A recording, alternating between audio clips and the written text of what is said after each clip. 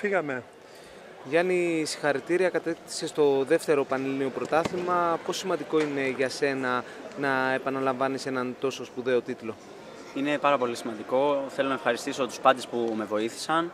Τον κύριο Νίκο Ηλιάδη, προπονητή της Εθνικής Ομάδας, που μου έδωσε πάρα πολλές ευκαιρίες, αλλά και τον προπονητή του συλλόγου μου Αστάχ Χαλανδρίου, τον κύριο Φιλίππου Μινά, που με στηρίζουν καθημερινά και μέσα από τη σκληρή δουλειά καταφέραμε να επαναλάβουμε αυτόν τον άθλο. Λένε ότι το δύσκολο δεν είναι να ανέβεις, αλλά να κρατηθείς. Πόσο μάλλον όταν βγαίνεις πρώτος, χωρίς να χάσεις πόντο και τραυματίας. Φαντάζομαι είναι διπλή χαρά, έτσι δεν είναι?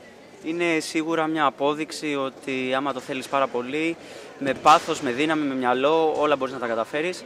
Σίγουρα είναι δύσκολο να διατηρηθείς στην κορυφή, αλλά αυτό είναι που ξεχωρίζει τους καλούς αθλητές. Είσαι ένας νέος αθλητής που αγαπάει το τζούντο, παράλληλα πολύ μορφωμένος στο πανεπιστήμιο. Ποια είναι τα όνειρά σου και οι φιλοδοξίες σου όσον αφορά το άθλημα? Θέλω να προσφέρω όσο περισσότερο μπορώ στο άθλημα, είτε από θέση αθλητή είτε από θέση προπονητή.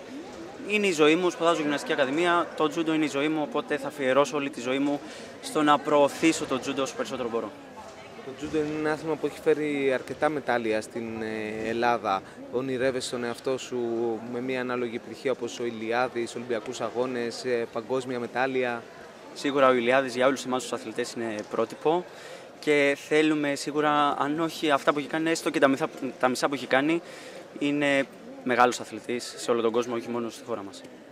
Τέλος, ποιον θα ήθελες να ευχαριστήσεις, ποιος έπαιξε σημαντικό ρόλο για τη μέχρι τώρα πορεία σου?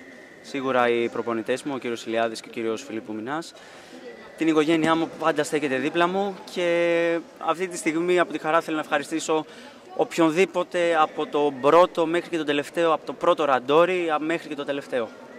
Ευχαριστώ πάρα πολύ. Εγώ ευχαριστώ.